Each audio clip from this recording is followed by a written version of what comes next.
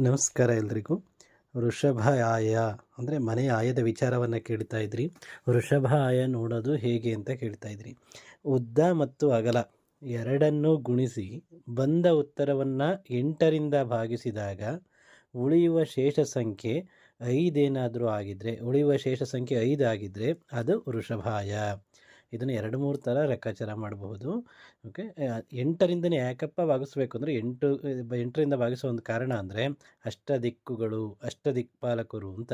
ಉದಾಹರಣೆಗೆ 21, 33 ಮನೆಯ ಪಾಯದ ಅಳತೆ ಇದೆ ಅಂತ ತಿಳ್ಕೊಳ್ಳಿ.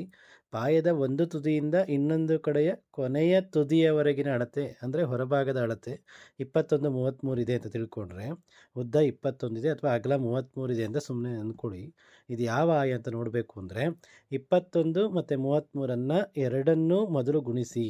21, 33 ಗುಣಿಸಿದಾಗ ಉತ್ತರ 693 ಬರ್ತದೆ. ಅದನ್ನು 8ರಿಂದ ಭಾಗಿಸಿ. 8ರಿಂದ ಭಾಗಿಸಿದಾಗ ಶೇಷ ಸಂಖ್ಯೆ 5 ಉಳಿಯುತ್ತೆ.